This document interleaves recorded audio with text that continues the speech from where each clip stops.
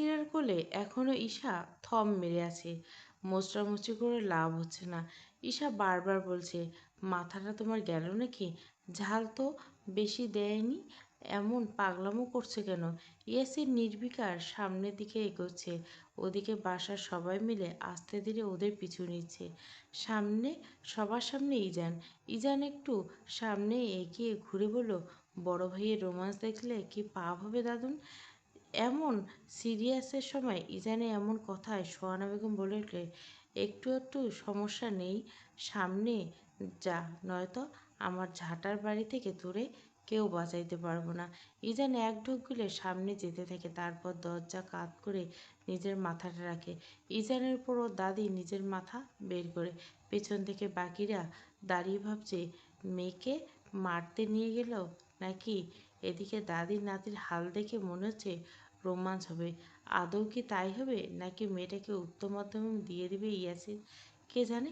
এদিকে ইয়াসির ঈশাকে নিয়ে সোজা ওয়াশরুমের বাথটবে ফেলে দেয়। উফ, এবার বেশ আদর হচ্ছে। ঈশা চিৎকার খুলে, এই শীতের মধ্যে তুমি আমায় ঠান্ডা পানিতে চুবালে কেন? বুড়ো বেটা, খবরদার বুড়ো বলবি না। তোর বিয়ে করা জামাই আমি, আমাকে সম্মান দিয়ে কথা বলবি। ঈশা দাঁড়াতে দাঁড়িয়ে বলে, তা তোমার সম্মান কোথায় যে আমি তো দেব?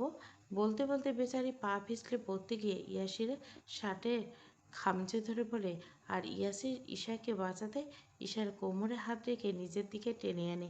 ঈশা ঝটপট করে বলে, রোমাঞ্চ করার উদ্দেশ্য আছে নাকি? ব্যাস, ইয়াসির ঠাস করে ঈশাকে ছেড়ে দেয়। ছি, তাও আবার তোর মতো পেতনির সাথে জীবনও না। প্রয়োজনে চিরকুমার থাকবো, সন্ন্যাসী হব, তবু তোর সাথে না, না, এ হবে না বোন। ঈশা মুখ ভেঙছে বলে, মনে থাকে যেন। ইয়াসির নিজের শরীর ঝাঁতে ঝাঁতে বলে, অবশ্যই বোন। ঈশা রেগে বলে, আর একবার বোন বলে তোমার দাঁতগুলো সব টেনে বার করবো, মিস্টার অভদ্র জমি। ইয়াসির বেরোতে বেরোতে আবার চিল্লিয়ে বলে, দেখা যাবে বোন। ঈশা কটমট করে বেরিয়ে আসতে নেয়। অপরদিকে হেলানো দরজাটা খুলতে গেলে ইজান সোজা মুখ থুবড়ে পড়ে ইয়াসের পেট বরাবর। ইয়াসের ভুরু কুঁচকে তাকায়। ইজান দাঁড়িয়ে থতমত খেয়ে বলে, এই ডাকতে এসেছিলাম ভাইয়া। ভাবি কোথায়? বিকাল ৩টা, রাস্তার পাশ দিয়ে রুমি হাঁটছে আর ভাবছে, অনেক হয়েছে, আর না, আজকে যাবই না, থাকুক ওই বেটার জম, তাতে আমার কি? আমি কাউকে কি ভয় পাই নাকি? আমার হিসাব না মেলে না। যার বোন এমন মাথামোটা, তার ভাই এমন জমের হাড়ি হলো কীভাবে? নিশ্চিত ঈশার ওই ভাই কুড়িয়ে এনেছে, নয়তো আমি এক বোন। আরে ধ্যাত, আমার কি? আমার বান্ধবী ঠিক তো, সব ক্লিয়ার। ব্যালকনিতে দাঁড়িয়ে আচার খাচ্ছিল ঈশা। হুট করে রুমিকে আসতে দেখে বেচারি আচার ফেলে দৌড় লাগা একদম সোজা রুমিকে আঁকড়ে ধরে। দুই বান্ধবী মিছে মিছে কান্না করতে নাটক শুরু করে। 15 দিন হলো তাদের দেখা নেই। ঈশা রুমির চোখ মুছে দিয়ে একসাথে দুই বান্ধবী বলে উঠল, মিস ইউ শাকচুনি, মিস ইউ পুঁটি মাছ। ইজান হাঁ করে দেখছে যে তার বোনের মতো মাথামোটা টাইপের আরও একজন পৃথিবীতে অ্যাডজাস্ট করছে। ইজানকে দেখে ঈশা বলে, ভাইয়া, ও আমার জান প্রাণ কলিজার লিভার ফুসফুস কিডনি একমাত্র বান্ধবী। ইজান থম মেরে দাঁড়িয়ে ঈশার কথা শোনা মাত্র বেচারি নড়ে চড়ে উঠল। এত কম কথা বললি কেন বোন? পুরো বডির বান্ধবী বলতে পারতি। ঈশা বলে, অনেকদিন, আরেকদিন বলবো ভাইয়া, আজকে এতটুকুই থাক। ইজানকে দেখে রুমি সালাম দিয়ে বললো, কেমন আছো ভাইয়া? ইজান এক পলক তাকায় রুমির দিকে। মেয়েটাকে তার বোনের কপি চেহারাতে বেশ ফুটে উঠছে। কেমন নীলা খেলা। ইজান শখ ঢুকলে, জি জি ভালো, তুমি ভালো আছো তো? তখনই আয়ান শার্ট প্যান্ট পরে গলায় তোয়ালে দিয়ে চিল্লাতে চিল্লাতে, মা আমার কপি হয়ে। ততক্ষণে আর বলতে বলতে নিচে রুমের দিকে চোখ যায় আয়ানের। তবে আয়ানের নির্বিকার অ্যাটিটিউডের সাথে নিজেকে আরেক দফা কফি দিতে বলে নিজের রুমের দিকে ঠাস করে গিয়ে দরজা লাগিয়ে দেয়। বেচারা একটু লজ্জা পেয়েছে, যার দরুন রুমিকে নিজের গেলে হাত রেখে বলে, ইস, একটা মেয়ের সামনে এভাবে, ছি আয়ান, ছি। আয়ানের ভাবনার মাঝে ফোনের নোটিফিকেশন আসলে আয়ান ভুরু কুঁচকে কিছুক্ষণ পর্যবেক্ষণ করে। এদিকে রুমির সাথে গোটা 15 দিন কাহিনী শেষ করে নতুন নতুন বাথরুমের আইডিয়া নিয়ে বান্ধবীকে বিদায় জানানোর জন্য উদ্যত হচ্ছিল। আর আজানের সেই মুহূর্তে বেরোচ্ছিল। আজানকে দিশে ঈশা দৌড়ে গিয়ে বলে, ভাইয়া রিকোয়েস্ট এসেছে। আজান বলে, তাড়াতাড়ি বল, আমাকে যেতে হবে। ঈশা বলে, সামনে বখাটে ছেলেদের পাশ কাটিয়ে বহু কষ্টে আমার বান্ধবী এখানে এসেছে। আয়ন বলে, তো? ঈশা আয়নের হাত ধরে বলে, তো তুমি এখন বাইরে যাচ্ছ তাই না? আমার বান্ধবীকে ওর বাসায় দিয়ে এসো, নয়তো একটু আগের ঘটনা তোমার ওই অভদ্র বড় ভাইকে বলবো। সারাদিন তোমার মজা উড়াবে, কেমন লাগবে? আয়ন রেগে তাকায় ঈশার দিকে। ঈশা বলে, চোখ রাঙিও না, আমি ভয় পাচ্ছি না। ওদিকে রুমি ওর মার সাথে ফোনে কথা বলে শেষ করে ঈশাকে বলে, আমি যাই তাহলে। ঈশা বলে, দাঁড়া, ভাইকে নিয়ে যাবে তোকে। রুমি তো ঢোক গিলে বলে, না না, আমি একলাই। কথা বাকিটুকু শেষ করার আগে আয়ন বলে, সেফ 2 মিনিট, তাড়াতাড়ি আসতে বল। এই বলে আয়ন গট গট করে বেরিয়ে যায়। রুমি ঈশার পিঠ বরাবর ধরাম করে এক ঘা বসিয়ে দিল। জমের কপালে আমাকে ফেললিস, কেমন শাকচুনি। ঈশা এক ঘা বসিয়ে দিল। সেফটি পুঁটি মাছের বাচ্চা, আমার ভাই থাকলে তো চিন্তা নেই, সেই ফাইট জানে, যা। রুমি আজ আয়নের বাইকে উঠিয়ে ঈশাকে কতগুলো ফ্লাইং কিস ছুঁড়ে মারে। এদিকে বেচারি রুমি আয়নের কাঁধে না চাইতো হাত রেখে ঈশার দিকে কটমট করে তাকায়। একটু সামনে যেতে রুমি হলো, ভাইয়া আমাকে একদম নামিয়ে দিতে পারেন, সমস্যা নেই। বলার সাথে সাথে আয়ন ব্রেক কষলে রুমি আয়নের পিঠে হুমড়ি খেয়ে পড়ে। আয়ন বলে, নামো। রুমি ভ্যাবাচাকা খেয়ে ড্যাব ড্যাব করে তাকায় আয়নের দিকে। আয়ন আবারও হুঙ্কার ছেড়ে বলে, কী হলো, নামো। রুমি এবার ধরপড়িয়ে নামলে আয়ন এক মুহূর্ত না দাঁড়িয়ে চলে যায়। রুমি মাঝ রাস্তায় দাঁড়িয়ে বলে, ব্যাটা কি জল্লাদ, কীভাবে একটা মেয়েকে মাঝ রাস্তায় নামিয়ে দিল, একটা অসভ্য লোক। রাত 2টোর দিকে ইয়াসির বাড়ি ফেরে। যদিও ঝামেলা একটু মেছেছে, তবু বেচারা সব ঝামেলাতে হিমশিম খাচ্ছে, মেজাজ পুরো ডাউন হচ্ছে। তার উপর বউয়ের অত্যাচার তো আছে। ইয়াসির রুমে লাইট অন করতে করা মাত্র দেখতে পায় ঈশা গুটিসুটি মেরে ঘুমিয়েছে। ক্লান্ত শরীরে মাথাটা ঝিমঝিমটা যেন উড়ে গেল নিজের বউয়ের মুখখানা দেখে। ইয়াসির এগিয়ে গিয়ে ঈশার শরীরে কম্বলটা দিয়ে আরও ভালো করে মুড়িয়ে দেয়। একটু পর ইয়াসির ফ্রেশ হয়ে ব্যালকনিতে দাঁড়িয়ে সিগারেট ধরে মুখে নেওয়া মাত্র হুট করে ঈশা এসে টান মেরে সেটা নিয়ে পেছনের দিকে রেখে রাগি চোখে তাকায় ইয়াসির দিকে। ইয়াসির নির্বিকার বলে, ওটা দে। ঈশা বলে, তুমি এসব খাও কবে থেকে? ইয়াসির রেগে কটমট করবো, তুই দিবি? তোকে কেন কৈফিয়ত দিব আমি? বলছি না তোর যা ইচ্ছা কর, আমার ব্যাপারে আসবি না। ঈশা তখন রাগ চেপে বলে, কেন আসবো না? তোমার বউ হই, অবশ্যই আসবো। আর তুমি এসব ছাইপাশ খেতে পারবে না। আগে যা করছো করছো, দেখ ঈশা মেজাজ খারাপ আছে, দে বলছি। ঈশা বলে, কি করবে, নয়তো কি করবে তুমি? এই বলে সিগারেটে নিচে ফেলে দেয়।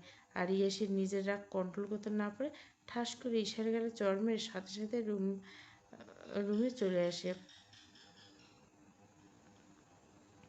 এদিকে ঈশা নিজের গাল রেখে অবাক পানে তাকায় ইয়াসির দিকে। ঈশা ভাবেও নি এরকম কিছু হবে। কখন যে চোখে পানি চলে এসেছে ঈশার খেয়াল নেই। আস্তে ধীরে ঈশা ফ্লোরে বসে পড়ে। তার চোখ বেয়ে কান্নার অঝোর জল পড়তে থাকে। কান্নার তোপ যেন বাড়ছে, তবে কোনো শব্দ নেই। এই কেমন নীরব কান্না, এই কেমন কষ্ট ঈশার জানা নেই। ইয়াসির রুমে এসে শুয়ে পড়ে। ঈশার কথা মাথা থেকে ঝেড়ে বিছানায় গায়ে হেলে কখন ঘুমিয়ে গেছে জানা নেই। সকাল 10টার দিকে নিচ থেকে কান্নার আওয়াজ শুনে চোখ মুখ কুঁচকে ইয়াসির উঠে বসে। পাশে ঈশাকে না দেখে বুঝতে পারে নিচে কোনো সিনেমা শুরু করে দিয়েছে তার বউ। কালকের কথা মনে পড়তে ইয়াসির ভেতরে ভেতরে একটু রাগ হয়েছে, তবে সব ইগনোর করে ইয়াসির ফ্রেশ হতে চলে যায়। জামাইয়ের সাথে ঝগড়া লাগলে বাপের বাড়ি মেয়েরা চলে যায়। আমার বাপের বাড়ি আর শ্বশুর বাড়ি একটাই কেন দাদি? সোহান একদম পান চিবোতে চিবোতে বলে, কারণ তোর চাঁদ কপাল, দিন রাত 24 ঘন্টা এত সুন্দর কপাল পাইছ, যার জন্য নাচবি না তো কাঁদতেছিস কেন? তো কানবো না তো? তোমার ওই স্বাদের নাতি দেখো আমার গালে তার 5 আঙ্গুল বসাইছে, আমি এখন নাচবো বলো? এটা আদর করলে ঠিক হইয়া যাব। ঘ্যান ঘ্যান প্যান প্যান করিস না তো, সর। হ্যাঁ, আমি কানলে ঘ্যান ঘ্যান, আমি থাকবো না, তোমার নাতির সংসার আমি করবো না। তখন ইয়াসি নিচে নামতে নামতে, দাদি যান, তোমার এই পেতনি নাতিদের বলো তার সাথে সংসার করার জন্য কেউ মরছে না। দেখতে কত বড় খারাপ, রাতে বউ পিটিয়ে এখন কী ভাব? আমি এক মুহূর্তে থাকবো না, আমি আজই নানির বাসায় চলে যাব। থাকো তোমরা তোমাদের সোনায় সোহাগা নাতিকে নিয়ে। আমি কে? আমাকে মারলেই বা কী যায় আসে? আজান আর ইয়ান একসাথে দাবায় মেতে উঠছে। রান্নাঘরে বাড়ির 2 জা। ইলহাম চৌধুরী আর ঈশান চৌধুরী পারিবারিক ব্যবসা দেখভালে বেরিয়ে গেছে সকালে। ইয়াসির সোফায় হেলান দিয়ে নিজের ফোন চাপছে। ঈশা ফ্লোরে নিজের দাদির পায়ে কাছে বসে হেঁচকি তুলে কান্না করছে। কারণ সবার মতো ব্যস্ত, কারণ কেউ এখন ঈশার কান্না থামাতে গেলে তাকে জড়িয়ে 3 ঘন্টা কান্না করবে। আর সবাই বলবে কেউ ভালোবাসে না। সবাই শিকার হয়েছে ঈশার এই সিনেমায়, তাই কেউ যেচে পড়ে সান্ত্বনা দিতে যাচ্ছে না আজকে।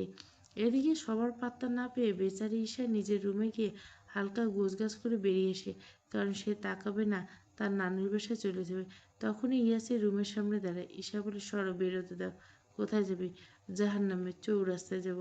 না, তুই যা, আমার এত শখ নেই। তাহলে সরো।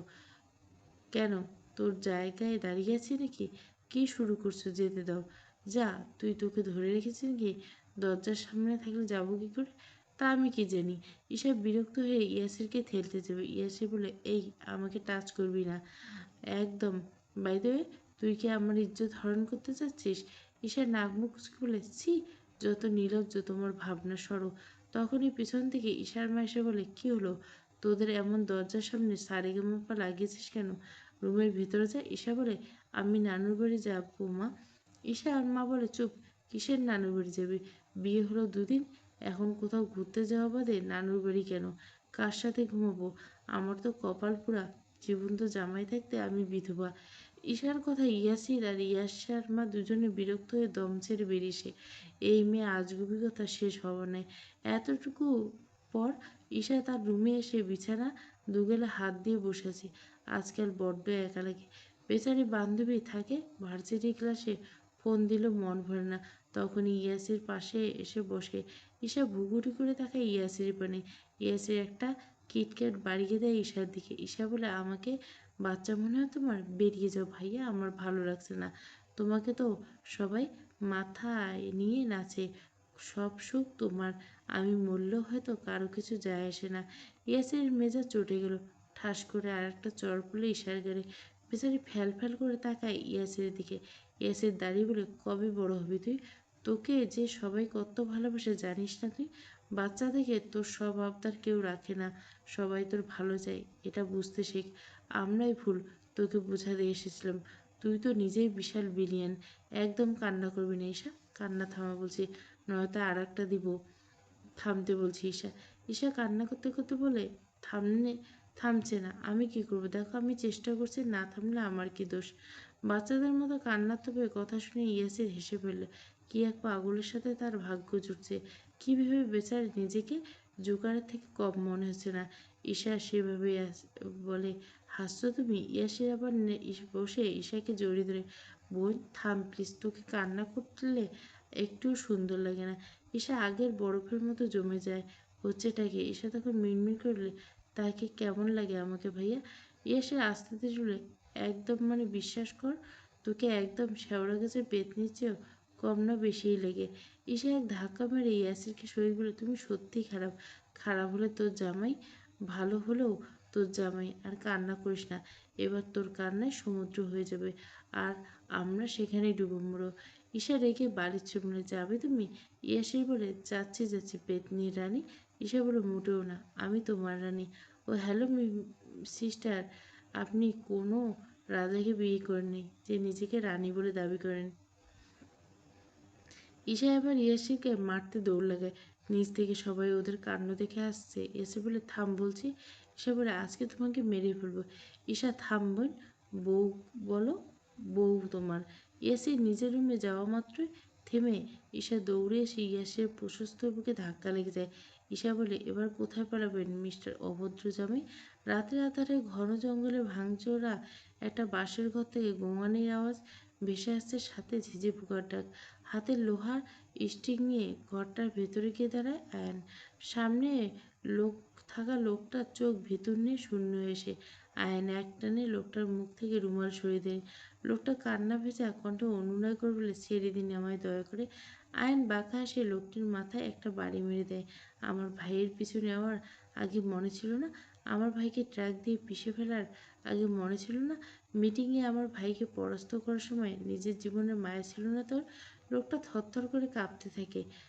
মাথা থেকে রক্তের স্রোত বইছে। আয়ন ছুরির মতো ধারালো করে বলে, আলোতে যাই দেখিস, অন্ধকারে তা দেখতে চাইস না। পুড়িয়ে মারার খেলা আধারে ভালোতেই হয়। তো অভিনয় ছিল। এরপর বেশ কয়েকবার করাঘাত করে লোকটাকে একদম নিশ্চিহ্ন করে ফেলে আসে আয়ন। এরপর দিয়াশলাই দিয়ে সিগারেটটা জ্বালিয়ে ঠোঁটে রেখে শার্টের হাতা ফোল্ড করতে করতে এগিয়ে আসে। ভার্সিটি বাদ দিয়ে ভাবছি বিয়ে করব, বুঝলি? তোকে ছাড়া ক্লাসে মন বসে না আমার। ঈশা বলে, আমার সংসারে মন বসে না রে বান্ধবী, তোকে ছাড়া আমার দিন চলে না। রুমি বলে, পড়াশোনার থেকে বিয়ে ঢের ভালো। এই মনে করে বিয়ে করলাম, 1 বছরের হানিমুন পার করব, তারপর বাচ্চা হবে। এরপর বাচ্চা একটু বড় করে শপিং করব, তারপর ঘুরবো, জামাইয়ের পকেট খাবো, শান্তি আর শান্তি। ঈশা বলে, জামাই যদি হয় জল্লাদ তখন? রুমি ঈশার মাথা বাড়ি মেরে বলে, দূর, বিয়ে তো ভালো দেখে করবো, জল্লাদ ফল্লাদ তোর ভাইয়ের মতো থুড়ি কাউকে জুটবো নাকি? এই খবরদার আমার ভাইকে টানবি না। হ্যাঁ, হিরোর মতো ভাই তোমার, ভিলেনের মতো স্টাইল আর নয়তো আমাকে মাঝ রাস্তায় নামিয়ে দিত। তোর কুরকুরি বেশি বলে তো বললো ভাইয়াকে নামিয়ে দিন, সমস্যা হলে তাই নামিয়ে দিবে। হ্যাঁ, তা না তো কি, ছোট থেকে দেখে এসছি ভাইয়ের যেন মেয়েদের এলার্জি, কাজিনদের সাথেও কথা বলে না। তোর সাথে একটু টুকটাক বলে তো? বান্ধবী, এটা কথা বলে না রে, এটা তোর দাবাং স্টাইলে ছুরি মারা। কি স্টাইল? রাখ তোর স্টাইল, তোর শপিং। ভার্সিটির প্রোগ্রামে শাড়ি পরবো, চল দেখি স্টলে নতুন কিছু পাই নাকি। এসব সাইজা নিয়ে দুই বান্ধবী শপিংয়ের উদ্দেশ্যে রওনা হয়। অফিসে আয়ানের সামনে ইয়াসির বসে আছে। আয়ান বলে, ভাই তুই সিঙ্গাপুরে যা, এখন কি করবি? ইয়াসির বলে, বউ রেখে দেশের বাড়ি যাবো? বাহ, বউয়ের প্রতি এত টান ছিল না রে, হুট করে তোর বোনটা মনে জায়গা করে কখন নিল? এখন শুধু বারবার দেখতে ইচ্ছে করে। মান সম্মানের ভয়ে তোর বোনের টিটকারির দুঃখে কিছু বলি না। বউ তো ভালোবাসা হয়ে গেছে। আয়ন কাঁচতে কাঁচতে বলে, আমি তোর ভাই, আমার সামনে একটু রাখ। শালা, তোর বোনের জন্য রাজনীতি থেকে বিদায় নিলাম, আর তোর বোন, আমার বোন তোকে অনেক আগে থেকে পছন্দ করে। আমি দেখেছি ওর তাকানো, ওর ব্যবহার। নিজের বোনের ফিলিংস বুঝতে সময় লাগে না। তুই একটা ধান্দাবাজ শালা, আগে বলিসনি কেন? বাদ দে, কালকে ভার্সিটি প্রোগ্রামে যাব, প্রধান গেস্ট আমাকে দিয়েছে। আচ্ছা একটা। ইয়াসির তখন হুট করে দাঁড়িয়ে বলে, আমার হানিমুনের ব্যবস্থা কর, আসছি। আর হতভম্ব হয়ে, কি নির্লজ্জ হয়ে গেছে তার বড় ভাই, সে তার ছোট ভাইকে নিজের হানিমুনের জন্য বলছে। ইয়াসির নির্বিকার বেরিয়ে যায়। এদিকে আয়ান বোকা বোকা চোখে তাকিয়ে তার নির্লজ্জ বড় ভাইয়ের দিকে। চৌধুরী মিলে সবাই ছাদে বসে মিটিং করছে। তাদের সাথে আজকে ইয়াসিরের যুক্ত, কারণ কালকে আশুর বার্থডে রাতে সারপ্রাইজ প্ল্যান রেডি করছে। ওদিকে ইয়াসির রুমিকে বলে দিয়েছে আশুকে বিকাল পর্যন্ত ঠেলে ঠুলে আটকে রাখতে, তারপর ঈশার সাথে যেন সেও চলে আসে। আয়ান আর ইজান সব কিছু ডেকোরেশন করছিল। ইয়াসির পায়ের উপর পা তুলে বলেছে, এটা করো তো করো, না হলে না ভাই, আমার বউয়ের ভালো লাগবে না। হ্যাঁ, চকলেট ফ্লেভার কেক অর্ডার করে দিয়েছে ইজান। ইজান মাথা নেড়ে বলছে, সবগুলো করেছে ভাইয়া। দু ভাইকে গাধার মতো খাটিয়ে আরাম করে বসে আছে। আয়ান আর ইজান রাগে ফোঁসফোঁস করলো, বোনের জন্মদিন তাই চুপচাপ হজম করছে নিচ্ছে। কিন্তু সেই শান্তি কই। ইয়াসের সাথে সাথে আবার বলে, আয়ান, এবার তুই একটা বিয়ে কর, নাকি করে ফেলছিস লুকিয়ে টুকিয়ে? আয়ানের গায়ে ফোসকা পড়ার মতো লাগলো ইয়াসের কথাটা। বড় ভাই তার উপর টিটকারি, বেচারা কতক্ষণ হজম করবে। আয়ান চেয়েছিল, হ্যাঁ, বিয়ে তোর আগেই করেছি, বাচ্চাও আছে। তোর বাচ্চা হোক, তারপর আমারটা ওপেন করবো। কোষ কি শালা, এত ফাস্ট করা শেষ? আয়ান হাসতেছিল, হ্যাঁ বাবা, হওয়ার আগে তোকে জেঠু বানিয়ে দিলাম, জোশ না? দোষ শালা, আমি ভাবলাম সত্যি। ইজান বলে, তোমরা কাজ করো, তারপর গল্পের মেলা নিয়ে বসো প্লিজ। ইয়াসে বলে, তোরা কাজ কর, আমার বউ আসবে এক্ষুনি, বউকে আমি সামলাচ্ছি, আমার বউয়ের বান্ধবীকে এখানে পাঠাচ্ছি। আয়ান ফোনে কথা বলায় ইয়াসিরের কথা শুনতে পায়নি, তবে ইয়াসির যে চলে গেছে সেটা শুধু দেখছে। ঈশা আর রুমি চলে এসলো। রুমি বলেছে কালকের প্রোগ্রামে দুই বান্ধবী একসাথে থাকবে, তাই আজকে ঈশার সাথেই থাকবে। ঈশা তো মহা খুশি, নাচতে নাচতে বান্ধবীর গলা জড়িয়ে বাসায় আসা দেখা মাত্র ইয়াসের সামনে দাঁড়ায়। ঈশা ভেঙ্গি বলে, মিস্টার অভদ্র জামাই। ইয়াসির না শোনা ভান করে নিজের রুমের দিকে যাওয়া শুরু করে, কারণ এটাকে একবার পাত্তা দিলে ঝগড়া করে রাত পার করে দেবে। ইয়াসির পাত্তা না দিয়ে ঈশা রুমার দিক রুমির দিকে ঘুরে বলে, দেখলি কেমন খচ্চর মার্কা জামাই জুটছে? রুমি বলে, আরে ভাই হাইপার হচ্ছিস কেন? কয়েকদিন পর দেখবি বউ বউ করবে, এখন নতুন তো। রুমি কথা শেষ করার আগে ঈশা বলে, আমিন, আল্লাহ যেন তাই করে চলেছে। ঈশা রুমে গিয়ে আয়নার সামনে নিজের চুল আঁচড়াচ্ছে আর গুনগুন করে গান গেছে, ধরে না আমার হাত, বলে না হবে কি আমার। ইয়াসের রাত চোখে বারবার বউকে দেখছে, সেদিকে বেচারি ঈশার মনোযোগ নেই, কারণ তার ধারণা তার জামাই তাকে শত্রু ভেবে নিজের জনম পাড়ি দিবে, আর তার তিন তিন বাচ্চার শখ হওয়া জীবনে মিটবে না। এদিকে জামাই ফুটবল নাকি ক্রিকেট টিম বানাবে এ নিয়ে ভাবছে আর চিন্তা করছে। তার এমন মোটা তাজা বউয়ের আসলেও এমন শক্তি হবে নাকি দুইটা হলো কুপকাত হবে কে জানে। দুজনে চিন্তা ভাবনার মাঝে ডাক পড়ে রাতের খাবারের জন্য। এসব পিছনে ঘুরবে, এই যে মিস্টার অভদ্র জামাই চলুন। এসে দাঁত কপাটি সব বের করে বলে, হ্যাঁ চলুন। এসে হা করে তাকিয়ে আছে, কি হলো বেটার? এই হাসে, এই থাপড়ে জিনভূত ধরলো নাকি? না তো, সুন্দর বেটা যেন তো পরিও ধরতে পারে। পরি ধরে তার মানে কি হবে? হবে না। বেচারি এত স্বাদের জামাই হারাবে কখনোই না। তার জামাইয়ের পিছনে পিছনে হাঁটতে থাকে, আর যাওয়ার সময় রুমিকেও টেনে হিঁচড়ে নিয়ে যায়। এদিকে সবাই খাবার টেবিলে বসে আছে। আয়ানকে দেখে রুমি যেন অস্বস্তি লাগছে। আয়ান বুঝতে পেরে খাবার প্লেট নিয়ে সবাই ধরাম করে বসে ক্রিকেটের ম্যাচ অন করে। তোমরা খাও, আমি খেলা এনজয় করব আর খাবো।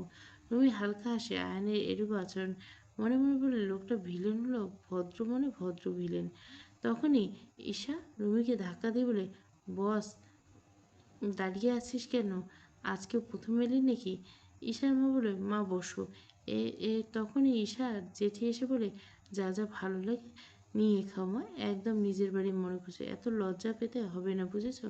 রুমি হালকা আসে মাথার নেয়, বারবার বাড়ির সবার ব্যবহারে এমন অমায়িক তার রুমি জানে, তবু মাঝে মাঝে লজ্জায় তাকে হানা দেয়। একটু পর সবাই কিছুক্ষণ আড্ডা দিয়ে যে যার মতো চলে যায়। তবে একটু পরে আবার সবাই ছাদে চলে আসে।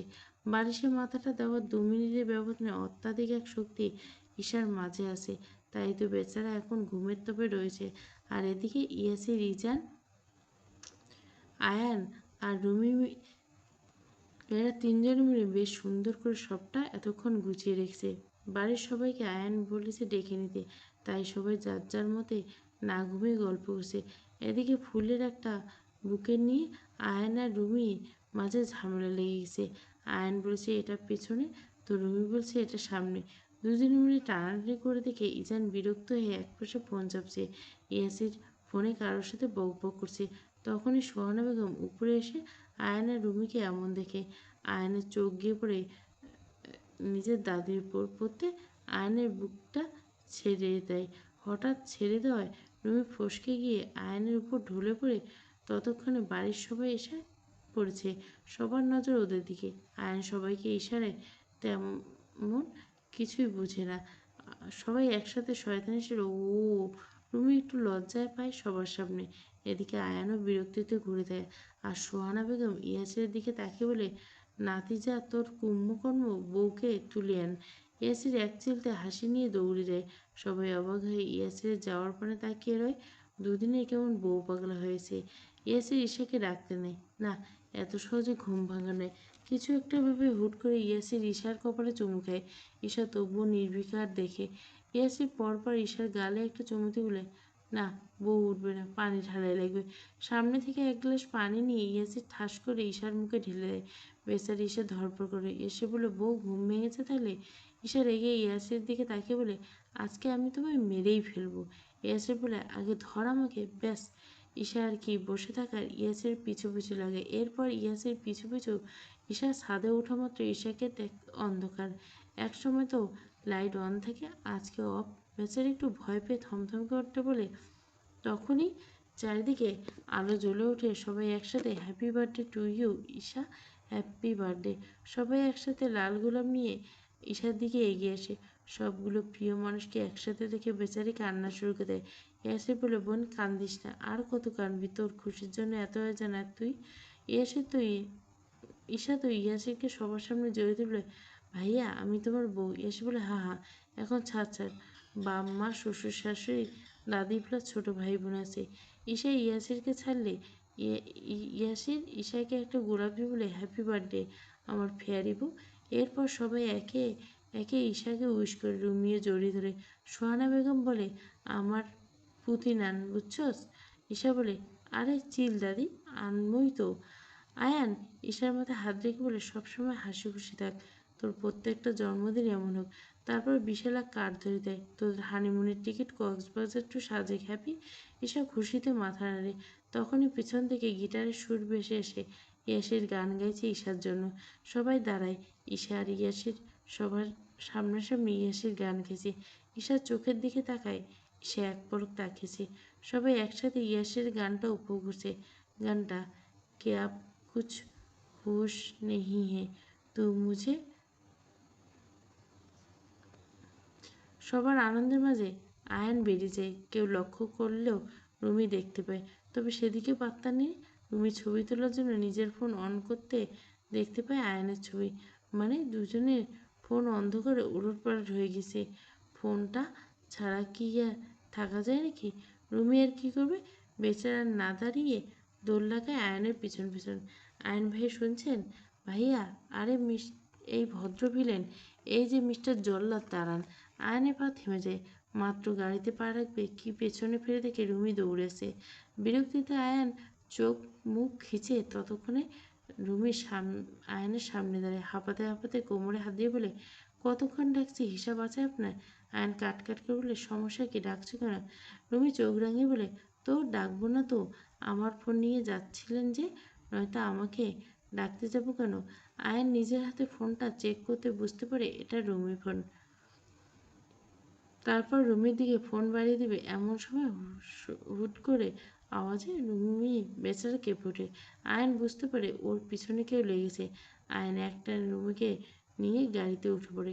তারপর কয়েকবার আয়নের গাড়িতে কেউ শ্যুট করে। ওদিকে উপরে সবাই মিউজিকের জন্য সেটা শুনতে পায় না। তখন সবাই একসাথে খাওয়া দাওয়া করছিল। ইয়াসি নিজ হাতে ঈশাকে খাইয়ে দিচ্ছে। সবাই বেশ আনন্দ। তখনই সবার খেয়াল আসে আয়ন আর রুমি নেই। ইয়াসি বলে, ঈশা, তোর ওই বান্ধবীটাকে গিফট করে দে আয়ানকে। ঈশা বলে, সে তো আমি এক পায়ে রাজি। বেচারি আমার ভাইকে দেখলে ভয়ে জ্ঞান হারায়। সবাই এক দফা হেসে উঠল। সবাই ভাবে আয়ান আর রুমি হয়তো আলাদা কোথাও গল্প করছে, তাই তারা নিজের মতো গল্প করতে থাকে। একটু পর এক এক করে সবার মাথা ঘোরাতে থাকে। ইয়াসির এই মুহূর্তে কিছু খাবে না। ঈশাকে নিজের কোলে ঢলে পড়তে দেখে অবাক হয়ে তারপর তাকিয়ে দেখে সবাই বেহুশ। এসব দেখে ইয়াসির ঘাবড়ে উঠে, সবার হলোটা কি? এরপর ইয়াসির সাথে সাথে অ্যাম্বুলেন্সে কল লাগে। খানিক বাদে হসপিটালে ইয়াসির কেবিনের বাইরে পায়চারি করছে। কাকে রেখে কার কাছে যাবে? আয়নও ফুল টেনশনে, কী হচ্ছে? তখনই ডাক্তার বেরিয়েছে। সবাই, ঠিক আছে মিস্টার ইয়াসির, চিন্তা করবে না। ইয়াসির অথচ কী হয়েছে ডাক্তার? ডাক্তার বলে, সবার ফুড পয়জন হয়েছে। আপনার বাইরে থেকে কিছু খেয়েছেন? ইয়াসির অবাক হয়ে বলে, হয়তো কেক থেকে। ইয়াসির আর সময় নষ্ট না করে পুলিশকে ফোন করে। একটু পর ইয়াসিরের নিজের বাবা মা, দাদা, চাচা চাচি আর ভাইকে দেখে ঈশার কাছে যায়। ঈশা উঠে বসে পানি খেতে খেতে, ভাইয়া কোথায়? ইয়াসির বলে, ওরা এখনো নিখোঁজ, বুঝতে পারছে না। ঈশা আতঙ্ক হলো, কী হয়েছে? ঈশাকে ভয়ার্থ দেখে ইয়াসির সব কথা চেপে যায় আর বলে, সব ঠিক আছে, কেকে সমস্যা ছিল তাই আয়ানের খোঁজ নিতে বলছে। ঈশা বলে, মাত্র না বললে নিখোঁজ, কী হয়েছে আমাকে বলো। এসে বলে, নিখোঁজ ছিল একটু আগে, আমাকে ফোন দিয়ে বলছে টেনশনে সব ভুলে যেতে। ঈশা বলে, সবাই কেমন আছে? ইয়াসির ঈশার মাথায় হাত রেখে বলে, সব ঠিক আছে, তুই চিন্তা করিস না, আমি আছি তো। ঈশা ইয়াসিরকে জড়িয়ে দিয়ে বলে, সব যেন ঠিকঠাক থাকে, আমার ভেতরটা কেমন শূন্য শূন্য লাগছে। ইয়াসির ঈশাকে আলতো করে ধরে বলে, সব ঠিক থাকবে, চিন্তা করিস না। মাঝ রাস্তায় গাড়ির ফিউল ফুরিয়ে গেল। আয়ান আর রুমি গাড়ি থেকে বেরিয়ে এসে, রুমি তো কাঁপছিল, কী থেকে কী হয়ে গেল। আয়ান কিছু বলছেও না। মাঝপথে আয়ানের কাছে রিভলভার দেখে ভয়ে বেচারি চুপসে গেল। গাড়ি থেকে বেরিয়ে আয়ান সজোরে গাড়িকে এক লাথি মারল সিট। তখনই আরও গাড়ি আসার শব্দে আয়ান রুমির হাতে সামনের জঙ্গলের দিকে খানিকটা নিজের রিভলভার দ্বারা গাড়িতে শ্যুট করে ব্লাস্ট করে দেয়। রুমি ভয়ে আয়ানকে জাপটে ধরে। আয়ানের এক হাত দিয়ে রুমিকে আলতো করে ধরে ওর দিকে তাকায়। বুঝতে পারে মেয়েটা বেশ শক হওয়ার সাথে সাথে ভয় পাচ্ছে। এরপর আয়ান রুমির হাত ধরে সামনের দিকে যেতে থাকে। রুমি শুধু আয়ানের সাথে হাঁটছে। কোথায় যাচ্ছে ওর জানা নেই, আর জিজ্ঞাসা করার মতো সাহস নেই। বস, ওদের পরিবার সবাই ঠিক আছে, তবে পুলিশ রিপোর্ট সব দিক থেকে আমাদের ধরার জন্য বিশাল গাঁট মারতে নেমেছে, আর আয়ানকে ধরা সম্ভব হয়নি এখনও। ওর পিছে আমাদের লোকেরা আজকের মধ্যে শেষ করে দিবে এমন ভাবনা না। আমার ওকে জ্যান্ত চাই। আয়ান আমার ভাইকে মেরেছে, ওর গোটা পরিবার বলে আমার প্রতিশোধ হবে না। ওকে জ্বালিয়ে পুড়িয়ে নিজ হাতে না মারা পর্যন্ত আমি শান্ত হব না। বস, আয়ান একা না, ইয়াসিরও আছে। ইয়াসিরকে সহজে টপকানো যাবে না। ওর বউ আছে, ওর ইমোশন। আয়ান তো নির্বিকার, পরিবার ছাড়া আর কোনো দুর্বলতা নেই। তবুও আগে আয়ান সশরীরে চাই, তারপর ওর সামনে ওর পরিবারকে শেষ করব। রাত কয়টা বাজে? সেই অন্ধকারে পূর্ণিমার দরুন কোনো রকমে এগিয়ে যাচ্ছে আয়ান আর রুমি। একটু পর রুমি থেমে যায়। আয়ান বলে, কি হয়েছে? রুমি ক্লান্ত হয়ে বলে, আর পারবো না, এত হাঁটা যায় নাকি? আয়ান রুমিকে ছেড়ে বলে, আর 5 মিনিট। আর 1 মিনিটও পারবো না, দেখুন পা ছিলে গেছে, পায়ের জুতা হারিয়ে গেছে। জানি না, ভয়ে কিছু বলতে পারছে না। আপনি স্টুপিড নাকি? তুমি জুতো নেই বলবে না? একদম গাথা আমি জীবনে দেখিনি। ভয়ের গেছে আমি বাঘ না ভাল্লুক যা তোমায় গিলে খাবো? এই জঙ্গলের মাঝখানে বকছেন? একটা অসহায় মেয়েকে বকতে আপনার লজ্জা আছে না? আয়ন বিরক্তিতে কপালে হাত রেখে বলে, কি একটা উটকো ঝামেলা গড। রুমি হুট করে কান্না করে দেয়। আয়ান রুমিকে কান্না ধমকে বলে, কি শুরু হলো? কান্না শুরু করছে? আপনি আমাকে কোথায় এনেছেন? বাসায় যাব আমি কি করে? আমাকে আপনি মেরে ফেলবেন তাই না? আপনার কাছে রিভলভার দেখছি, আপনার সব জেনে গেছি, এই জন্য আমাকে মেরে ফেলবে তাই না? প্লিজ ভাইয়া, আমাকে ছেড়ে দিন, আমি কাউকে কিছু বলবো না প্লিজ। আয়ন একদম স্তব্ধ হয়ে বোকা বনে চলে আসে। তার তো এমন চিন্তা আসে না, এই মেয়ে কোথা থেকে কোথায় চলে গেছে। আয়ন শান্ত হয়ে বলে, ঠিক ধরেছ রুমি, তুমি এখন চুপ না থাকলে এখনই মেরে চলে যাব, আর চুপ থাকলে কালকে বলো কি চাও? রুমি ঘাবড়লে, না না, আমাকে মারবেন না আয়ন ভাইয়া, আমি চুপ, একদম চুপ আছি। আর তখন আশেপাশে কিছু শিয়ালের ডাক শুনে বেচারি চুপ থাকা উড়ে যায়। এক লাফে আয়নকে জড়িত ধরে, ভাইয়া প্লিজ বাঁচান। শেষে ভয়ে একেবারে জ্ঞান হারায় বেচারি। আয়ন স্তম্ভিত হয়ে এতক্ষণ নমুনা সহ্য করে বেচারিকে পাজাগুলো করে নিয়ে সামনে এগোতে থাকে। বস, আয়নের গাড়ি ব্লাস্ট করেছে, সাথে একটা মেয়েও ছিল। কোন মেয়ে তার সব ডিটেল চাই। আমার গাড়িতে মরদেহ ছিল। পুলিশ তখন ঘণ্টাখানেক বাদে সব জানতে পারে।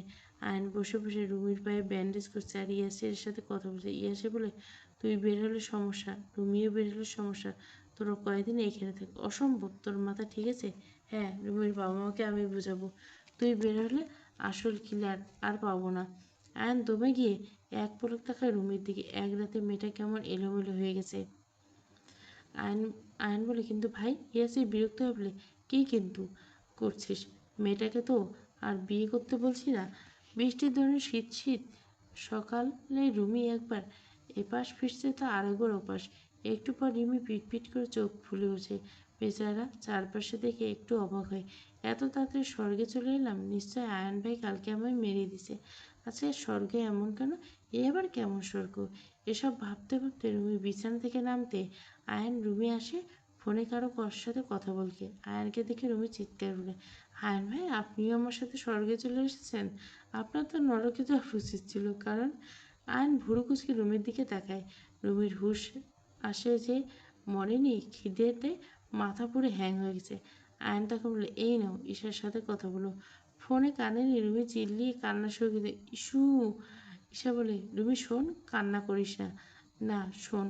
রুমির কান্নার তোপ যেন আরও বেড়ে যায়। আয়ন বিরক্ত হয়ে চিল্লিয়ে বলে, একদম চুপ স্টুপিড, আর একবার কান্না করলে থাপড়ায় একদম জ্যান্ত মেরে দেবো। রুমির ওগুলো, ইস্যু তোর তোর ভাই আমাকে মেরে ফেলবে, দেখ না কেমন করছে। আয়ন রেগে ইস্যুর দিকে রুমির দিকে তাকিয়ে রুমি বলে, ইস্যু? ঈশা তখন উপাস থেকে ধমকে ওঠে, চুপ কর তো, আমার কথা শোন। আয়ন ভেয়ে বিপদে পড়ছে, তোকে মারবে কেন? একটা সাউন্ড করবি না, আমি বুঝে নিচ্ছি। কথা শেষ করে রুমি আয়নের দিকে তাকিয়ে বলে, ভাইয়া জঙ্গলে নেট আসলো কোত্থেকে? আয়ন বলে, বাইরে যেমন দেখতে পাচ্ছ তেমনই নেটের টাওয়ারও আছে, নেট পেলাম। রুমি মিনমিন করে বলে, আপনি তেরা কথা ছাড়া কি থাকতে পারেন না? আয়ন বলে, না পারি না, প্লিজ রুমি, খেয়ে আমাকে উদ্ধার করো। তোর মতো পাবলিকের সাথে কথা বলা থেকে মারা ঢের ভালো ছিল। বিরক্ত একটা বাচাল মেয়ে। কি বললেন আপনি? আমি বাচাল? আপনি নিজেই তো টেনে এনেছেন। আপনার সাথে কি আমি আসতেছি যে তার উপর বড় বড় কথা বলছেন? এই, আপনার কি লজ্জা করে না? আপনি কিভাবে? রুমি বকবকের মাঝে আয়ন তেড়ে এসে রুমির গালে শক্ত করে চেপে ধরে বলে, একদম মেরে ফেলবো আর একটা কথা বললে এই মুখ দিয়ে। স্টুপিড গাল, চুপচাপ খেতে বসো। ভাইয়া ভাইয়া ছাইড়ে দেন। ধ্যাৎ শালা, তাড়াতাড়ি বল তাদের বসকে। বাসরটাও করতে পারলাম না তোদের জ্বালা যন্ত্রণায়। একদম জ্যান্ত নদীতে চুবানো, তাড়াতাড়ি মুখ খোল। এই বলে লোকটাকে স্টিক দিয়ে ইচ্ছে মতো পেটাতে লাগলো ইয়াসির। লোকটা আত্মরা হারে ইয়াসির বের হয়ে আয়ানকে ফোন দিয়ে বলল, না এটাও জানি না, খুব চালাকি বুঝেছিস। তবে ওর গোড়া থেকে ওর পদ্মায় না ডুবে থামছি না। আর কটা দিন সহ্য কর ভাই। অসম্ভব এই মেয়েকে নিয়ে। যা আমি একলা মানুষ, এই মানুষ না, পাগল। মাথা পুরো আমার ডাউন মেরে দিছে। শোন ভাই, এত হাইপার হইস না। তোর জমকে না ধরা পর্যন্ত একটু ধৈর্য ধর। আর 2 দিন টাইম দে, নয়তো আমি বেরোতে বাধ্য। একদিনে হয়ে যাবে শালা, ফোন রাখ। ফোন কেটে ইয়াসের আকাশের পানে তাকিয়ে বলে, মাবুদ, বউ দিলা, সংসার দিলা, বউয়ের মনটাও পাইয়ে দিলা, সাথে চিংড়ি মাছ কেন ছাড়লা এই সুসময়ে? আজকে হয়তো বউ নিয়ে কক্সবাজারে থাকতাম। আফসোস ওই জমের জন্য। একেবারে একদম কাঁচা গেলবো শালা আমার বাসর তেলাপোকাছি। ঈশা ওর দাদির সাথে বসে পাশে ঘেঁষে ঘেঁষে শুয়ে শুয়ে বকছে। সবাই টেনশন পাগল হয়েছে। আর এই মেয়ের কথা, ভাই আছে জামাই আছে, এত চিন্তার কি আছে? ইজান বলে, আমার সামনে ফাইনাল এক্সাম ভাই, আমাকে ক্লাসে যেতে দিচ্ছে না। আমার পরীক্ষা দিব কী করে? আর পরীক্ষা না হলে কিসের ডাক্তার হবো? ঈশা বলে, ভাই প্যারা নিও না, আজকাল মানুষবাদ, গরু মহিষ ছাগল ভেড়া কুকুর বিড়াল কত কিছু ডাক্তার। তোমার ভাইয়েরা ঠিক একটাতে তোমাকে বসিয়ে দেবে। ইসু তুই চুপ কর, আমি সিরিয়াস কথা বলছি। তখনই ইয়াসির বলে, চলে যা আজকে বিকালের মধ্যে, এখন সমস্যা নেই। ইজান অবাক হয়ে, কী করলে? ইয়াসির গট গট করে উপরে উঠতে উঠলে, তেমন কিছু না, এমনিতে ঝামেলা হয়েছিল। ইয়াসির একটু উপরে যেতে থেকে ঈশা দৌড় লাগায়। ঈশা রুমি উকি মেরে দেখতে থাকে গেল কোথায় তার জামাইটা। ইয়াসির একটানে ঈশাকে রুমে টেনে এনে দরজা লক করে দিয়ে, নিজের জামাইয়ের কাছে আসবে এমন উকুঝুঁকি মারে কে এসে? ঈশা থতমত খেয়ে যায়। আমি তো এসেছি তোমার কিছু লাগবে নাকি জানতে। ইয়াসির গায়ের তোয়ালে জড়িয়ে বলে, হ্যাঁ অনেক কিছু লাগবে, তুই আগে খাবার নিয়ে আয়, বোন প্রচণ্ড খিদে পেয়েছে। ঈশা রেগে বলে, কোনো খাওয়া খাই নেই। তোমার বউকে বোন বলে লজ্জা করে না? আই শিট, মনে থাকে না ডার্লিং।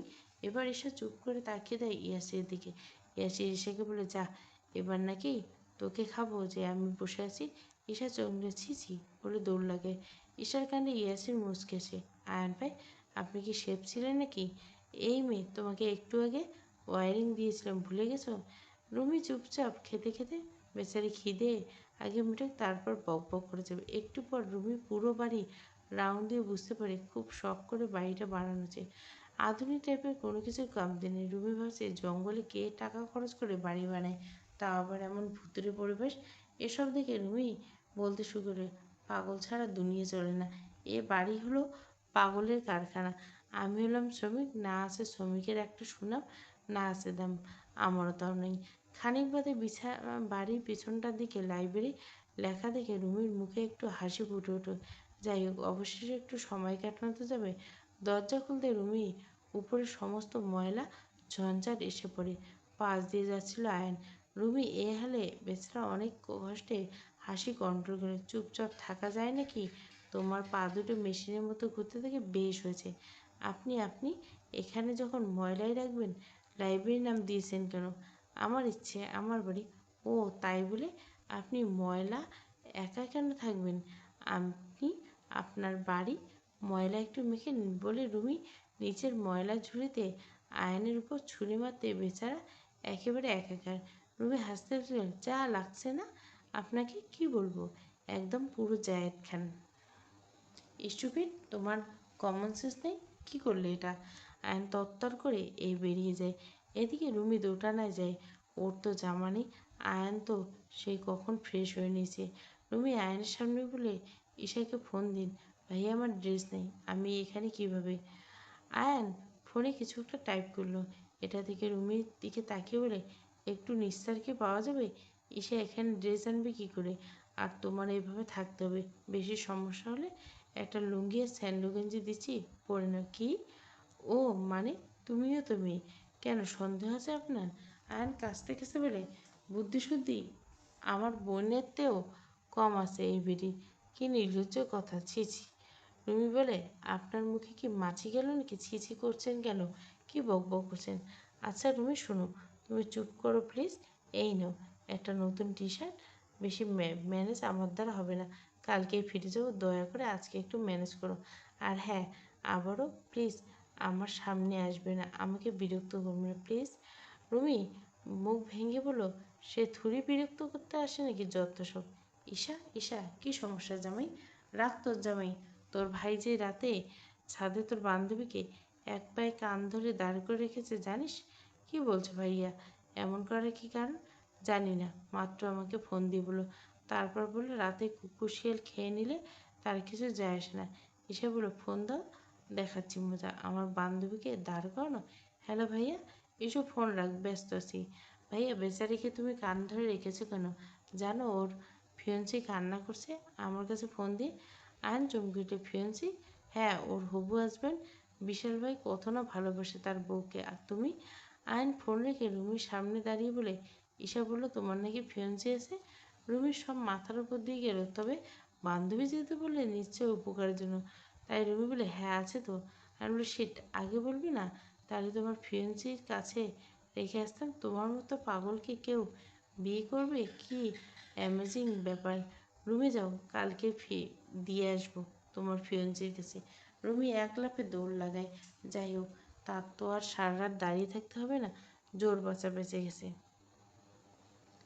হ্যালো ঈশা, কালকে বিশালে টিশালের অ্যাড্রেস দিস, রুমিকে রেখে আসবো। তুই বাঁচালি বোন, এক বাচাল মেয়ে, ওর ফিয়ন্সি সামলে আমি এনে। কিন্তু ভাইয়া হোয়াটসঅ্যাপ দিস, রাখি। আর শোনো ভাইয়া, জানতাম তোর ভাই এমন কিছু করবে, ওর রুচিতে মেয়ে মানুষ আসে না, শালা গে নাকি। খবরদার জামাই আমার ভাই নিয়ে উল্টো পাল্টা বললে জিব্বা টেনে নেবো। আরে রে থাম, তোর ভাই যেমন করলা তেমনই নিম পাতা, ঘুরে ফিরে একসাথ, শুধু ভিন্ন। চুপ থাকো। আয়ান ভাই যদি রুমির প্রেমে না পড়ে, যদি তার বিয়ে না হয়, তো তোমাকে আমি ডিভোর্স দেবো। এই পেতনি বাচ্চা, আমার কি দোষ? তোর ভাই তোর বান্ধবীর মাঝে আমার বউটা আনাস কেন? থাকো তুমি, আমি গেলাম, দাদির সাথে থাকবো। এ যে পর্যন্ত আমার ভাইকে তুমি বিয়ে দিচ্ছ না, সে পর্যন্ত একা থামো। এটা অন্যায় ঈশা, আমার ফেয়ারি বউ রেখে আমি একা কেন ঘুমাবো? 4 মাস বিয়ে করছি, বউ থেকেও পেলাম না, একটা কিসিং বউ হয়ে যাচ্ছে মিসিং। বাই জামাই। ঈশা যাস না, শোন বউ ডার্লিং। ইয়াসিরের বিরোধী দল এক পার্টির ভাইকে আয়ান মেরে ফেলেছিল, তাদের বস শিকদার মাহমুদ। আর তার ছোট ভাই মাহবুব সেদিন রাতে মারা আয়ান মেরেছিল, যা মাহবুব জেনে যায়।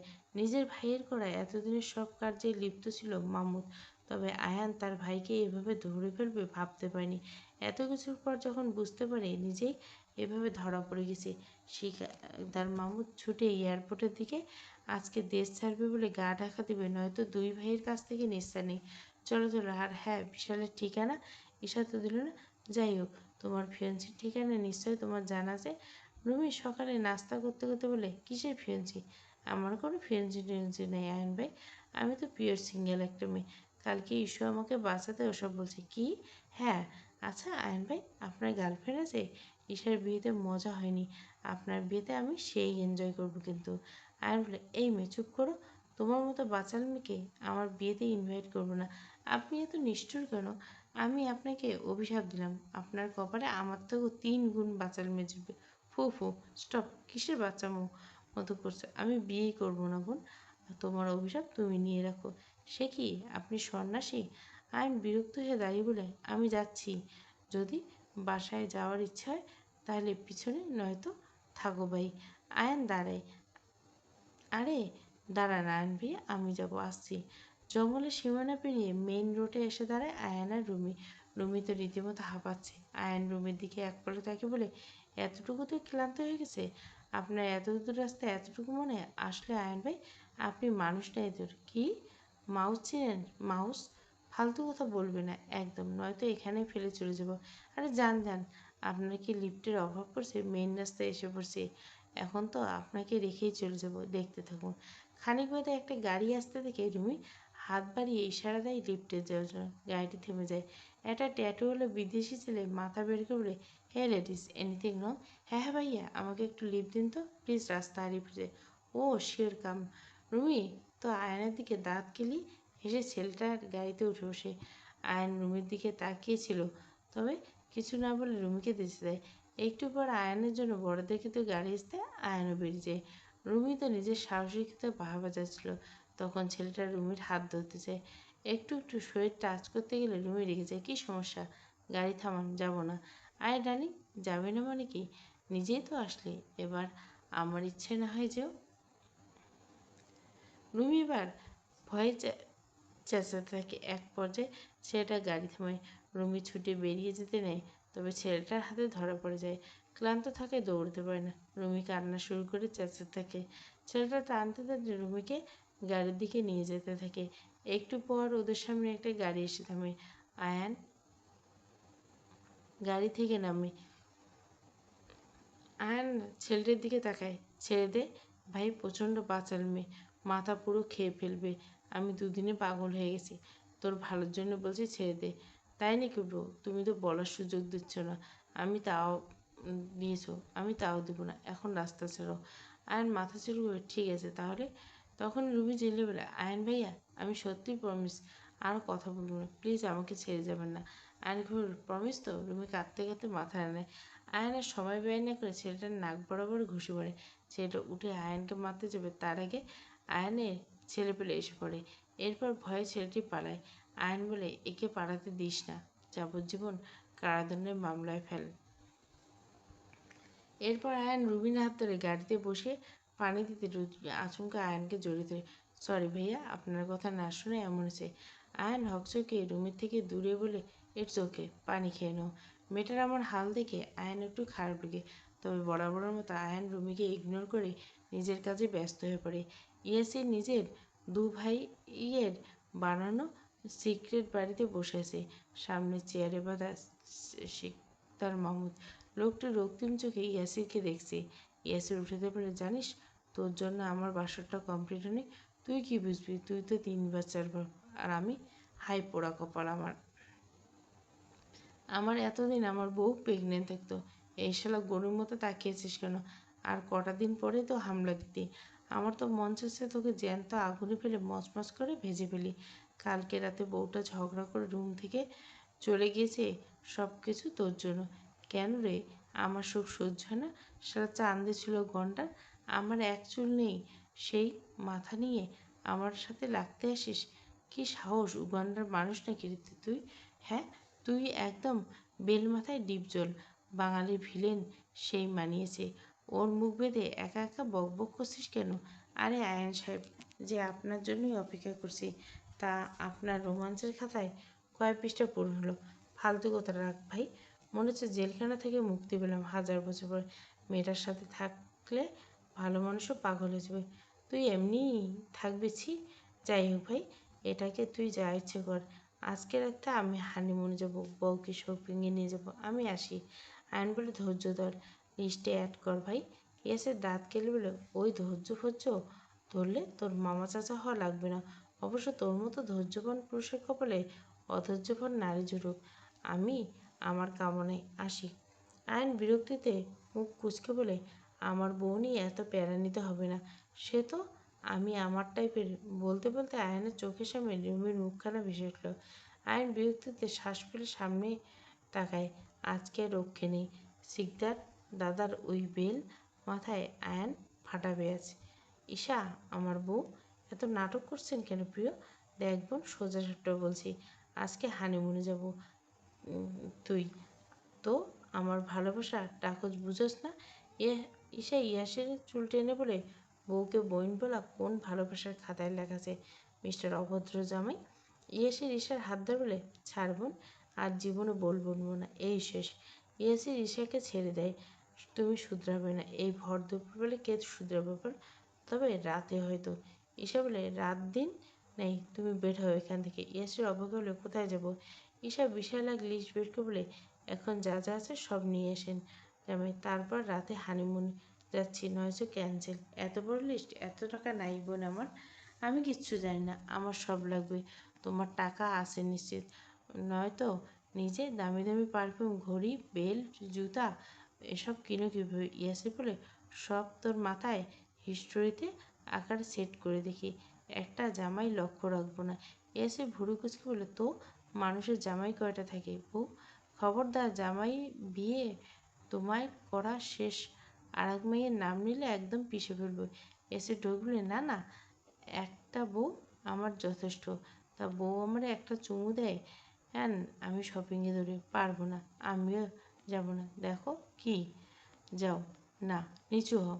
ইয়াসির নিচু হতে ইয়াসিরের গালে টুপ করে ঈশা চুমু দেয়। যাও যাও, মাত্র একটা চুমু দিলে ঈশা, তুই এত কিপটে, যাবে নাকি? যাচ্ছি যাচ্ছি, ফেয়ারি বউ আমার, আই লাভ ইউ বউ। সন্ধ্যার দিকে ইয়াসির সহ আরও দুজন হাত ভর্তি শপিং ব্যাগ দেখে ইয়াসিরের দিকে তাকায়। ঈশা বসে বসে ডোরেমনে ব্যস্ত। হুট করে ইয়াসিরের দিকে নজর পড়ে। ঈশা জামাই বলে এক দৌড়ে ইয়াসিরকে জাপটে ধরে। থ্যাংক ইউ জামাই, আই লাভ ইউ জামাই। ইয়াসির বলে, হ্যাঁ লাভ ইউ টু বউ। সবাই এক এক করে কেটে পড়ে। বাড়ির ছেলে মেয়ে সবার সাথে ফ্রি হয় রোমাঞ্চ ও লিভিং রুমে শুরু করবে কে জানতো। সোনামকে হাত ছেড়ে বলেন, হয়েছে তো গো, এত রং লাগছে কেন? ঈশা ঘুরে বলে, আরে বুড়ি, তোমার নাতি শপিং করে দিল তো একটু তো আহ্লাদ করতে হয়। ইয়াসির কিরমির করে বলে, যাও বউ, জুটাই দিলে দাদি যান, আমার টাকা সব শেষ করে ধান্দায় থাকে সারাক্ষণ। ঈশা চোখ রঙে বলে, কি? ইয়াসির ঢোক বলে, না না, আমার বউ তো আমার রানী, তাকে রানীর মতো তো রাখতেই হয়। ঈশা মুচকে এসে ইয়াসের গা ঘেঁষে দাঁড়িয়ে বলে, জামাই একটা পার্সোনাল কথা আছে, চলো চলো। এসে ভুরু কুচকে তাকায় ঈশার দিকে। ঈশার পাত্তা না দিয়ে উপরে ছুটে যায়। সোহানা বেগম ইয়াসিরকে ঈশার বলে, যা যা। ইয়াসির শপিং নিয়ে ঈশার পিছু পিছু ছুটে। রেস্টুরেন্টের বাইরে দাঁড়িয়েছে রুমি। বাইরে বৃষ্টির ছাতা নেই। অনেকদিন পর বাইরে খেতে আসা, যদিও ঈশার সাথে আসা হতো, এখন একাই বলা ছিল। তবে অসময়ে বৃষ্টি থেকে বিরক্ত হয় রুমি। এই ভারী বৃষ্টিতে রিক্সা পাওয়া তো মুশকিল, তার উপর দৌড়ানো দেওয়া তো চান্সই। রিমি হেলে দুলে তাকানো মাঝে গম্ভীর স্বর ভেসল, এই মেয়ে এখানে কি করছো? রুমি ঘুরতে আয়ানকে দেখে স্তব্ধ হয়ে যায়। বৃষ্টিতে ভিজে সাদা শার্ট লেপটে গেছে, চুলগুলো থেকে কপাল বেয়ে বৃষ্টির পানিগুলো গালে মুখে পড়ছে। কি নিদারুণ লাগছে রুমিকে এবং আহম্মকের মতো দাঁড়িয়ে থাকতে দেখে। আয়ন বিরক্তি সরে আবার চেয়েছিল, কানে শুনো না নাকি? রুমি থতমত খেলে, না মানে এই তো খেতে আসছে ভাইয়া, ভালো আছেন ভাইয়া? আর বলে, হ্যাঁ ভালো। রাত হচ্ছে, বাসায় যাবে না? রুমি আনমন বলে, বৃষ্টি কমলে তো যাব, আর না হয় থাকবো। রুমির কথার মাঝে আয়ান রুমিকে টেনে নিজের দিকে এনে ফেলে। কিছু বোঝার আগে সামনে একটা মেয়েকে আয়ানকে বলে, আয়ান ভাইয়া এটাকে। আয়ান থমথমে বলে, গার্লফ্রেন্ড। আয়নের কথা শুনে রুমি হেঁচকি উঠে যায়। আয়ন তাড়াতাড়ি সামনে থেকে পানি এনে রুমিকে অনেক কেয়ার করতে শুরু করে। আর বলে, আস্তে খাও, কী হয়েছে, খারাপ লাগছে তোমার? আয়নের কথায় রুমির কাশি আরও বেড়ে যায়। একটু পর রুমি বলে, সামনের মেয়েটাকে বেশ চয়েস। আয়ন মুচকে এসে বলে, ধন্যবাদ সিস্টার। মেয়েটি যাওয়ার মাত্র আয়ন রুমিকে ছেড়ে দেয়। সরি। রুমি রেগে গেলে আয়নের দিকে এগিয়ে যায়। তার মুখের উপর আয়ন সেদিন রুমিকে যেভাবে বলেছিল। রুমি বলে, নেক্সট টাইম এসবের জন্য লোক রাখবেন, যাকে তাকে এসবে জড়াবেন না। এই বলে নিজের চুলে হাত উল্টে নেয়। আর রুমি চুলে বাড়ি খেয়ে আয়ন বিরক্তিতে রুমির পানে তাকিয়ে বলে, স্টুপিড গার্ল। ইয়াসির রুমে আসা মাত্র ঈশা বলে, ভাইয়া শোনো। কিসের ভাইয়া বলছে? আচ্ছা জামাই শোনো, বলবো। বলেছিলাম কি? কি বলেছিলাম? বলেছিলাম আয়ান ভাই সহ হানিমুনে যাব। কি, তোর মাথা খারাপ? হানিমুন মানে জামাই বউ, ভাইয়ের বউ আসলে কোথা থেকে? আরে কুল, আমি বলতে চাইছি তুমি, আয়ন ভাইয়া, রুমি। এসে ভুরু কুচকে, পাগল, ওরা কেন যাবে? ঈশা বলে, কট মেরে দাও না জামাই, তুমি পারবে। না না, তোর ভাই সুবিধার লোক না। আরে আমি তো আছি। তার মানে আজকে হানিমুন ক্যান্সেল? ঈশা মাথা নেয়। এসে রেগে বেলকনি দিকে যায়। ঈশা উঁকি ঝুঁকি মেরে দেখার চেষ্টা করে কি হচ্ছে কাছে এসে। হঠাৎ দেখতে পাই এসে সিগারেট জ্বালিয়ে ধরছে। ঈশা চট তুলছে, ইয়াসের সামনে দাঁড়ায়। এসব কতবার বলছি, এসব ছাইপাশ না খেতে ফেলে বলছি। ঈশা বলে, যা ভালো লাগছে না। আগের মতো কিছু কিছু বলার আগে ঈশা বেরিয়ে যায়। ঈশা যাওয়ার পরে তাকে ফের সিগারেটে টান মেরে ধোঁয়া ছাড়তে থাকে। তখন ঈশা একটা ছোট্ট টুল জাতীয় নিশে আনে। সে ইয়াসিরকে বরাবর রেখে ইয়াসিরের সামনে দাঁড়ায়। তারপর কোমর কুচে রাখা পারফিউম ইয়াসিরের দিকে ছড়িয়ে দিয়ে বলে, পারফেক্ট। ইয়াসির বিরক্ত হয়ে ঈশাকে দেখছে। ঈশা এরপর কিছু না ভেবে ইয়াসিরের কলার টেনে নিজের দিকে এনে বলে, জামাই তোমাকে একটা কিস করি, কিছু হবে? ইয়াসের কিছু বলার আগে ঈশা ইয়াসের ঠোঁটে আলতো করে চুমু বসিয়ে দেয়। আমার হৃৎপিণ্ড বের হবে না জামাই, আমি আর পারবো না। এই বলে ঈশা যেতে নিলে ঈশার হাত ধরে বলে, তা তো হচ্ছে না বউ, নিজের স্বার্থ হাসিলে আমাকে পাগল বানানো, এরপর সামলো আমাকে। ঈশা ঢোক গিলল, মানে? এসের একটা নেই ঈশাকে নিজের কাছে এনে ঈশা হাত দিয়ে ইয়াসিরকে ঠেলতে দিলে খানিক বাদে ঈশাও থেমে যায়। ইয়াসির ঈশাকে ছেড়ে বলে, ঈশা বৌমার আজকে আপন করে নে একটু। বেশি না স্যার, প্লিজ যান। ঈশা বউ আজকে আমার হবি? ঈশা নিচের দিকে তাকিয়ে হাঁসফাঁস করছে। বাধা দিবে? তা কি করবে, যেখানে সে নিজে অনেক আগে থেকে ভালোবাসার সামনে মানুষটাকে। তারপর কেমন যেন খুঁটিয়ে দিতে মন চাচ্ছে না, মনে হচ্ছে আরও কিছুক্ষণ থাক, কিন্তু কি আর করবে, না করা অপশান নেই। ঈশার ভাবনার মাঝে ইয়াসির ঈশাকে ছেড়ে সামনে যেতে বলে, ঘুমাবেন? রোমাঞ্চের উপযুক্ত হোস নাই বুঝি আমি, একটু ঘুমাই, একটু জড়াই ধরবো দিস, তাই তো আপাতত। বউ তো একদিন না একদিন পুরোটাই আমার হবে। আর বলে রাখি, বি রেডি ঈশা বউজান, I am leaving now, no running back later. গল্পের আসর সবাই বসেছে। শুক্রবার হওয়ার দারুণ, আজকে সবাই ফ্রি। ঈশা ইয়াসের পাশ ঘেঁষে মুখে পপকর্ন দিচ্ছে আর বক বক করছে। ইয়াসের ফোনে ভেতরে ঢুকেছে। এখানে মা, চাচি আর বউয়ের জোড়াজুড়িতে বসে আছে সে। আয়ান তো আগেই পালিয়েছে, এসব মহিলা মিত্রদের সাথে সে জীবনেও থাকবে না। সোহানা বেগম সবার কথার মাঝে বলল, এবার আয়ানের একটা ব্যবস্থা করো। ঈশা বলে, রুমি আছে না, ওকে কেমন লাগে তোমাদের? সবাই এক করে বলল, বেশ ভালো মেয়ে, সুন্দরী, বেশ আয়ানের সাথে মানাবে। এসে ঠেস মেরে বলে, তোমাদের মেজো ছেলে থুড়ি বিয়ে করবে, সে তো মেয়ে দেখলে পালায়। সোহানা বেগম পান চিবোতে চিবোতে বললেন, বাড়ির কোনো ছেলে কি আর সেদে বিয়ে করবে নাকি? তোর আর ঈশার মতো আয়ানকেও? ঈশা বলে, একমত বুড়ি। এই ঈশার ঈশার মাথায় গাঁটটা মেরে বলে, তুই কথা বলিস না ঈশাবু, কাজের মাঝখানে সুযোগ বুঝে কেটে পড়বি, পরে আমি আর আমার প্রাণের দাদিজান পড়বো ধরা। ঈশা বলে, মোটেও আমি এমন করবো না, একটা প্ল্যান করছিলাম, যাও বলবো না। এসে মুচড়ে মেরে বলে, প্ল্যানটা বলে ঈশা বউ, তোর প্ল্যান আমার বিশ্বাস আছে। ঈশা বলে, না না, তোমাদের দিয়ে হবে না। আরে বল তো বউ। ঈশা এক এক করে সব বলতে থাকে। তারপর ঈশার দাদি বলে, চমৎকার বুদ্ধি তো, কালকে থেকে কাজ শুরু। দাদি, আমার জামাই আমি দিমু না, তুমি তোমার ছোট নাতিরে আনো, তারও পরীক্ষা শেষ। আমার জামাইরে আমি মরলে এই নাটকে জয়েন করবার দিমু না। ঈশা বলে, আমারও ইয়াসির বলে, আমারও শখ নাই ঈশাবু। ঈশা ইয়াসিরের মাথায় হাত বুলাতে বললে, শখ থাকলে মাটি চেপ্পায় মেরে দাও জামাই, তুমি অনলি ইশারা চৌধুরী ঈশার। ইয়াসির মাথায় বলে, হ হ। দুপুরের খাবার টেবিলে সবাই বসে আছে। হুট করে ঈশা বলে, আমার বান্ধবীর বিয়ে ঠিক হইলো, আমরা সবাই কিন্তু যাব, কেউ বাহানা দিবে না। বাড়ির সবাই বলে উঠলো, কেন যাবে না, পুরো পরিবার এসে দাওয়াত দিয়ে গেল, অবশ্যই যাব।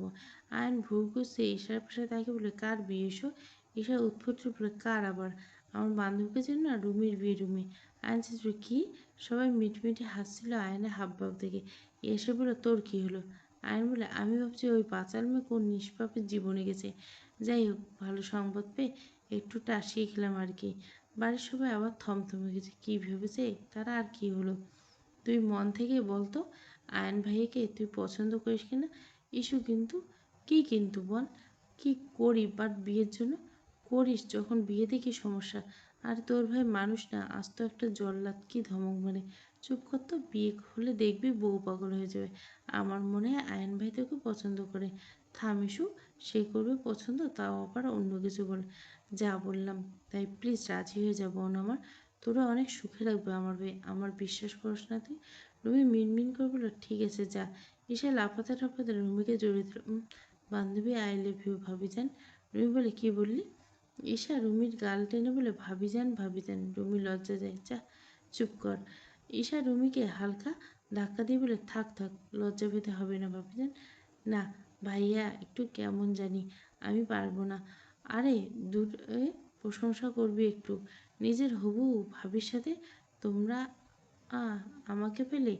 আরে দূরে, আয়ান বেটাকে জব্দ না করলে ভাবি পাবি কি করে কিন্তু? আরে ভাইয়া, তুমি কিসের ডাক্তার বলো তো, এতটুকু সাহস নেই? ইস্যু তুই চুপ কর। আমার ঈশা বউকে ধমকাবি না। বাবা, বউ দেখি কলিজা হয়ে গেছে। এসে ঈশাকে নিজের বাহুতে টেনে মরে। তা বলতে বলতে, কত সুন্দর বউ আমার ঈশা বউ। ইজান বলে, প্লিজ, তোমাদের রোমান্স তোমাদের রুমে গিয়ে করেছি। ঈশা আর ইয়াসির হা করে ইজানের যাওয়ার দিকে তাকিয়ে রেখে ছোট্ট ভাইটিকে দেখে লজ্জা পেয়ে বেচারা ইয়াসির ঈশাকে শান্ত রেখে বেরিয়ে যায়। ঈশা ভ্যাবলা কান্তের মতো বলে, এটা রোমান্স? সকাল সকাল রুমি এসেছে। রুমিকে দেখে ইজান বলে, কেমন আছো রুমি? রুমি বলল, এই তো ভাইয়া, আপনি? ইজান ফ্যাসাতে পড়ে হলো, তোমাকে দেখে ভালো হয়ে গেলাম, তুমি যা মিষ্টি।